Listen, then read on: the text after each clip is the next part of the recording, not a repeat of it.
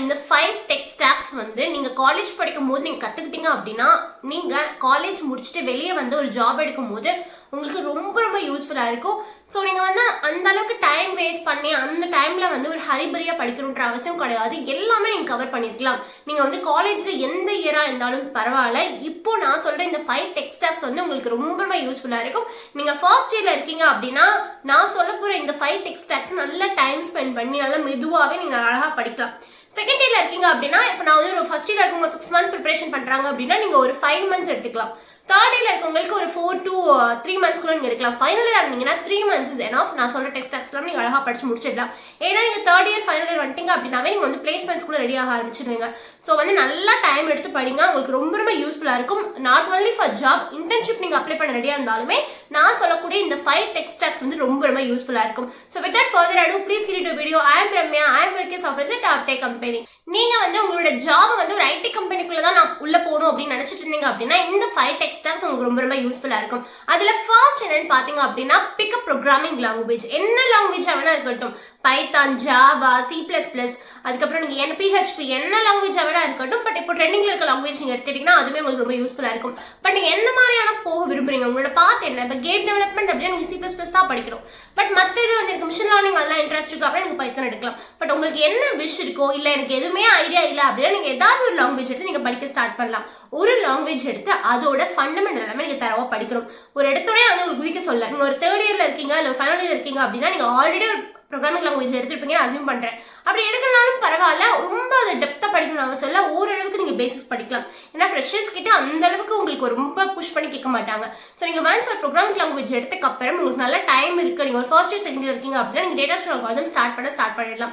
So நீங்க வந்து data structure algorithms பாத்தீங்க அப்படின்னா நீங்க வந்து உள்ள எடுத்தோடனே வந்து ஒரு ஹார்ட் ப்ராப்ளம் சால்வ் பண்ணினா உங்களுக்கு லைஃபே வெறுத்துரும். ஐயோ என்னடா ஒண்ணுமே புரியலையே, லாஜிக்ஸே நமக்கு வரலையேன்னு தோணும். கிராஜுவலா ஈஸி, மீடியம், ஹார்ட் அப்படின்னு நீங்க ஸ்டார்ட் பண்ணீங்க அப்படின்னா ரொம்ப ரொம்ப யூஸ்ஃபுல்லா இருக்கும். ஸோ நீங்க வந்து ப்ரோக்ராமிங் லாங்குவேஜ் எடுத்து DSA வந்து அப்படியே மெதுவாக நீங்க ஸ்டார்ட் பண்ண ஆரம்பிச்சிடணும். Moving on to second point, நீங்க ஒரு வெப் டெவலப்மெண்ட் எடுக்கிறது ரொம்ப ரொம்ப இம்பார்ட்டன்ட். வெப் டெவலப்மெண்ட் கிடையாது, நீங்க டெவலப்மெண்ட் எடுத்துட்டு அதுல நீங்க வெப்சைட் பத்தி டெவலப் பண்ண விரும்புறீங்களோ இல்ல ஒரு ஆப் டெவலப் பண்ண விரும்புறீங்களோ நீங்க என்னன்னா நீங்க எடுத்துக்கலாம். பட் ஒரு டெவலப்மெண்ட் சம்பந்தப்பட்ட டெக்னாலஜி நீங்க படிக்கிறது ரொம்ப ரொம்ப இம்பார்ட்டன்ட். நீங்க வந்து வெப்சைட் டெவலப் பண்றதுக்கு நீங்க பைத்தான்ல வந்து லாங்குவேஜ் எடுத்துக்கலாம். நீங்க என்ன லாங்குவேஜ் பிக் பண்ணீங்களோ அதை எடுத்துக்கலாம். பைத்தான் பிக் பண்ணிருந்தா பைத்தான் எடுத்துக்கலாம். ஜாவா பிக் பண்ணா ஜாவா எடுத்துக்கலாம். அது கூட ஒரு ஃப்ரேம் ஒர்க் எடுத்து படிக்கிற மாதிரி இருக்கும். பைத்தான் எடுத்திருந்தீங்கன்னா நீங்க ஜாங்கோ, ஃபிளாஸ்க் அந்த மாதிரி யூஸ் பண்ணுவீங்க. ஜாவா எடுத்திருந்தீங்கன்னா ஸ்ப்ரிங் ஃப்ரேம் ஒர்க் நீங்க யூஸ் பண்ணுவீங்க. ஸோ எந்த லாங்குவேஜ் நீங்க எடுக்கிறீங்களோ அதை நீங்க ஃபுல்லா படிச்சிருங்க. நீங்க இதுலயே வந்து ஸ்பெசிஃபிக்கா படிக்கலாம். எனக்கு ஃபுல் ஸ்டாக் பண்ண எனக்கு விருப்பம் கிடையாது, நான் ஃப்ரண்ட் எண்ட் மட்டும் பண்றேன், நீங்க பேக் எண்ட் மட்டும் பண்றேன் அப்படின்னா நீங்க அந்த ஒரு பர்டிகுலர் டெக்னாலஜி எடுத்து நீங்க படிக்கலாம். நம்ம ஃப்ரண்ட் எண்டுக்கு தனி ரோட் மேப், என்னென்ன ஸ்கில்ஸ் ரொம்ப இம்பார்ட்டன்ட், என்னென்ன மாதிரி ஸ்கில்ஸ் இன்டர்வியூ கொஸ்டின்ல கேட்கறாங்கன்னு சொல்லிட்டு நம்ம எல்லாம் தனித்தனி ஒரு வீடியோ போட்டிருக்கோம், அதை கண்டிப்பா பாருங்க. பேக் எண்டுக்கும் அதே மாதிரி ரோட் மேப் என்னென்ன கொஸ்டின்ஸ் கேட்கறாங்க, என்ன டெக்னாலஜி யூஸ் பண்ணணும்னு சொல்லிட்டு தனியான வீடியோ போட்டிருக்கேன், அதுவும் பாருங்க, உங்களுக்கு ரொம்ப ரொம்ப யூஸ்ஃபுல்லா இருக்கும். எனக்கு ஆப் டெவலப்மெண்ட்க்கு ரோட் மேப் வேணும் அப்படின்னு சொன்னீங்கன்னா கமெண்ட் செக்ஷன்ல கமெண்ட் பண்ணுங்க. கண்டிப்பா நம்ம அந்த ஒரு வீடியோவும் நம்ம அடுத்த அப்கமிங் வீடியோஸ்ல போட்டுடலாம். Moving on to the third point, நான் வந்து ஒன்ஸ் நீங்க வந்து ஒரு ப்ரோக்ராமிங் பிக் பண்ணிட்டீங்க, டெவலப்மெண்ட் ஓரியன்டா போறீங்க அப்படின்னா உங்களுக்கு கண்டிப்பா டேட்டா பேஸ்ன்றது ரொம்ப ரொம்ப இம்பார்ட்டன்ட். ஏன்னா நீங்க ஒரு கம்பெனிக்குள்ள போறீங்க அப்படின்னா கம்பெனில எல்லாமே வந்து எப்படி ஸ்டோர் பண்ணுவாங்க அப்படின்னு பாத்தீங்கன்னா டேட்டா பேஸ்ல ஸ்டோர் பண்ணுவாங்க. அதுக்கு DB அப்படின்ற ஒரு டேட்டா பேஸ் இருக்கு. ஸோ அதுதான் டேட்டா ஃபுல்லா ஸ்டோர் பண்ணுவாங்க. எப்படி வந்து டேட்டா ஸ்டோர் பண்றாங்க, எப்படி ரிட்ரைவ் பண்றாங்க, எப்படி வந்து அப்டேட் பண்றாங்கன்னு எல்லா இன்ஃபர்மேஷன்ஸும் டேட்டா பேஸ் படிச்சா மட்டும் தான் உங்களுக்கு புரியும். டேட்டா பேஸ்லயுமே 2 டைப் இருக்கு. ஒன்று SQL இருக்கு, இன்னொன்று வந்து NoSQL இருக்கு. SQLன்றது வந்து ஒரு ஸ்ட்ரக்சர்ட் query லாங்குவேஜ்னு சொல்லுவாங்க. அது ஸ்ட்ரக்சர்ட் டேட்டா வந்து ஸ்டோர் பண்ணுவாங்க. பட் NoSQLன்றது வந்து அது ஸ்ட்ரக்சரா இருக்கணும்னு அவசியம் கிடையாது. ஒரு லார்ஜ் அமௌண்ட் ஆஃப் டேட்டா என்ன ஃபார்மேட்ல வேணா இருக்கட்டும், JSON ஃபார்மேட்ல இருந்தா கூட MongoDB வந்து யூஸ் பண்ணுவாங்க. ஸோ நீங்க எதுல ஏதாவது உங்களுக்கு எது விஷா இருக்கோ நீங்க அதை படிக்கலாம். பட் நீங்க ஃப்ரெஷரா இருக்கீங்க, எனக்கு DB பத்தி ஒண்ணுமே தெரியாது அப்படின்னா ரொம்ப ஈஸின்னு பாத்தீங்கன்னா SQL ரொம்ப ரொம்ப ஈஸி. நீங்க அதை பிக் பண்ணீங்க அப்படின்னா within a week or 2 weeks நீங்க அழகா மாஸ்டர் ஆயிடலாம். ரொம்ப ரொம்ப ஈஸி, அவ்வளவு கஷ்டமா கிடையாது. அதோட ரிசோர்சஸ்மே நான் உங்களுக்கு டிஸ்கிரிப்ஷன் பாக்ஸ்ல கொடுக்குறேன். W3 ரிசோர்ஸ்ல வந்து எல்லாமே கொடுத்துருப்பாங்க. எப்படி செலக்ட் query எழுதுறது, எப்படி வேர் கண்டிஷன் யூஸ் பண்றது, எப்படி இன்சர்ட் எழுதுறது, எப்படி அப்டேட் எழுதுறது, கிராண்ட்னா என்ன, ரிவோக்னா என்னன்னு சொல்லிட்டு எல்லாமே கொடுத்துருப்பாங்க. அது மட்டும் கவர் பண்ணீங்கன்னாவே உங்களுக்கு 100% எனஃப், நீங்க வந்து அழகா படிச்சிடலாம். Moving on to the fourth point, உங்களுக்கு AI and ML. AI அப்படின்னா ஆர்டிஃபிஷியல் இன்டெலிஜென்ஸ், ML இருந்து மிஷின் லேர்னிங். இது வந்து உங்களுக்கு கம்பல்சரி இருக்கும்னு நான் சொல்லல, பட் இது உங்களுக்கு பேசிக் ஐடியா இருந்துச்சுன்னா ரொம்ப ரொம்ப இம்பார்ட்டன்ட். ஏன் அப்படின்னா நம்ம டே டு டே லைஃப்ல நம்ம ChatGPT, Gemini எல்லாமே நம்ம யூஸ் பண்ண ஆரம்பிச்சிட்டோம்.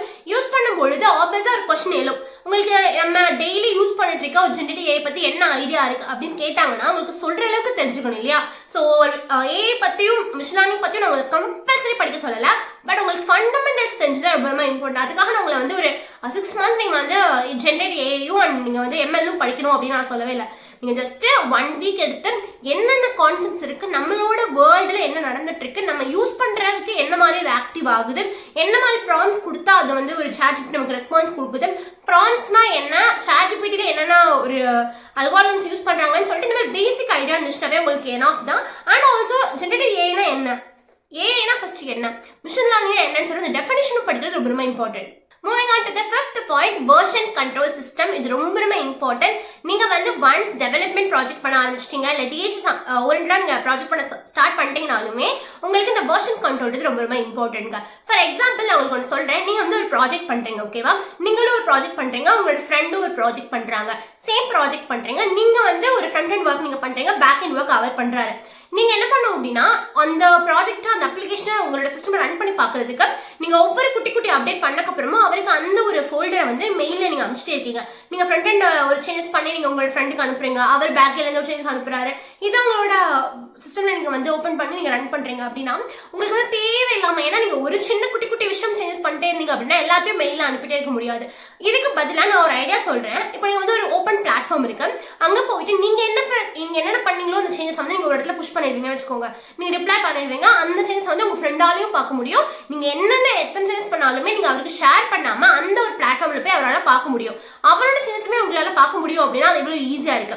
ஸோ இந்த மாதிரி உங்களோட ஃப்ரெண்ட் அண்ட் நீங்க மட்டுமே இல்லாம நீங்க பண்ற சேஞ்சஸோ இல்ல மத்தவங்க யார் வேணாலும், not only you and your friends, மத்தவங்க பண்ண ஒரு அழகான ஒரு டெவலப்மெண்ட் ஆக்டிவிட்டி, இல்லை ஒரு அப்ளிகேஷனா இருக்கட்டும், ஒரு இன்ஸ்டாகிராம் க்ளோனா இருக்கட்டும், ஒரு வாட்ஸ்அப் க்ளோனா இருக்கட்டும், நீங்க நிறைய விஷயம் கத்துக்கிறதா இருக்கட்டும், இது எல்லாத்துக்குமே வந்து ரொம்ப ரொம்ப முக்கியமானது என்ன பார்த்தீங்கன்னா கிட் அண்ட் கிட்டப். கிட் அப்படின்றது வந்து 75% ஆஃப் சாஃப்ட்வேர் இன்ஜினியர்ஸ் வந்து டே டு டே லைஃப்ல வந்து யூஸ் பண்ணிட்டே இருக்காங்க. ஸோ அந்த அளவுக்கு அது ரொம்ப ரொம்ப இம்பார்ட்டன்ட். இந்த வெர்ஷன் கண்ட்ரோல் ஏன் யூஸ் ஆகுதுன்னு பார்த்தீங்க அப்படின்னா, நான் சொன்ன மாதிரி உங்களோட ப்ராஜெக்டில் நீங்கள் என்னென்ன பண்ணிட்டு இருக்கீங்கன்ற ஒரு ட்ராக் ஆஃப் ஹிஸ்ட்ரி அது கொடுக்குது. அண்ட் ஆல்சோ கொலாபரேட்டாக ஒர்க் பண்ணுறதுக்கு, இப்போ நீங்களும் உங்கள் ஃப்ரெண்டும் ஒர்க் பண்ணுறதுக்கு யூஸ் ஆகுது. இன்னொருத்தவங்களோட கோடையும் நீங்கள் பார்க்க முடியுது. நீங்கள் வந்து நீங்கள் பண்ணுற ஆக்டிவிட்டீஸ் எல்லாத்தையுமே நீங்கள் வந்து உங்களோட ரெஸ்யூமில் ஆட் பண்ணுறீங்க, லிங்க்டின்ல ஆட் பண்ணுறீங்க அப்படின்னா அது ரெக்ரூட்டரையுமே கவர் பண்ணி அவங்களுமே உங்களுக்கு ஜாப் ப்ரொவைட் பண்ண வாய்ப்பு இருக்கு. ஏன்னா எவ்வளோ நீங்கள் வந்து இதில் ஆக்டிவாக இருக்கீங்க, எவ்வளோ நீங்கள் பார்ட்டிசிபேட் பண்ணுறீங்க, எவ்வளோ நீங்கள் ப்ராஜெக்ட்ஸ் இம்ப்ளிமெண்டேஷன் பண்றீங்க அப்படின்றது எல்லாமே வந்து நோட்டீஸ் ஆகிட்டே இருக்கும். ஸோ இதெல்லாமே வந்து ரொம்ப ரொம்ப இம்பார்ட்டன்ட். ஒரு குட்டி ரிகேப் மாதிரி சொல்றேன். ஃபர்ஸ்ட் நீங்க ஒரு ப்ரோக்ராமிங் லாங்குவேஜ் பிக் பண்ணணும். அந்த ப்ரோக்ராமிங் லாங்குவேஜ்ல வந்து நீங்க ரொம்ப தரவா இருக்கணும்னு நான் சொல்லல, பட் ஒரு ஃபண்டமெண்டல் அளவு கத்துக்கிட்டு அப்படியே டிஎஸ்சி எதுவும் ஸ்டார்ட் பண்ணுங்க. ஸ்டார்ட் பண்ணிட்டே இருக்கும் போது நீங்க பேரலா வந்து அந்த லாங்குவேஜ் வந்து நல்லா மாஸ்டர் பண்ணிடுங்க. நெக்ஸ்ட் வந்து கண்டிப்பா நீங்க வந்து ஒரு டெவலப்மெண்ட் ஆக்டிவிட்டி துவங்கணும். அது ஃப்ரண்ட் எண்டாகவும் இருக்கலாம், பேக் எண்டாகவும் இருக்கலாம். தேர்ட் என்னன்னு பார்த்தீங்க அப்படின்னா, நீங்க வந்து உங்களுக்கு ஏஎம்எல் பற்றி தெரிஞ்சுக்கிறது ரொம்ப ரொம்ப இம்பார்ட்டன்ட். ஃபுல்லாக தெரியனாலும் ஒரு ஃபண்டமெண்டல் அளவுக்கு தெரிஞ்சுக்கிறது ரொம்ப ரொம்ப இம்பார்ட்டன்ட். டெவலப்மெண்ட் ஆக்டிவிட்டி அவங்க ஸ்டார்ட் பண்ணிட்டீங்களாவே உங்களுக்கு டேட்டா பேஸும் ரொம்ப ரொம்ப இம்பார்ட்டன்ட். டேட்டா பேஸில் நீங்கள் எஸ்கியூஎல், நோ எஸ்கியூஎல் நீங்கள் ஏதாவது கற்றுக்கலாம். அதுக்கப்புறம் எல்லாமே கற்று முடிச்சதுக்கப்புறம் கிட் அண்ட் கிட்டப் கற்றுக்கிறது ரொம்ப ரொம்ப இம்பார்ட்டன்ட். அதுக்கு ரொம்ப நேரம்லாம் ஆகாது, ஜஸ்ட் 1 or 2 hours அழகாவே கற்றுக்கலாம். கமாண்ட்ஸ் மட்டும் நீங்கள் படிச்சிங்கனாவே ரொம்ப ரொம்ப இம்பார்ட்டன்ட். நான் சொன்ன இந்த 5 டெக் ஸ்டாக்ஸுமே ரொம்ப ரொம்ப யூஸ்ஃபுல்லாக இருக்கும் நம்புறேன். நீங்கள் காலேஜில் எந்த ஏரியாவில் இருந்தாலும், நீங்கள் ஒர்க்கிங் ப்ரொஃபஷனில் இருந்தாலுமே இது அழகாக உங்களுக்கு யூஸ் ஆகும் நம்புறேன். இந்த மாதிரி மோர் யூஸ்ஃபுல் வீடியோக்கு டெக் வித் நம்ம கண்டிப்பாக ஃபாலோ பண்ணுங்க. Until then bye by.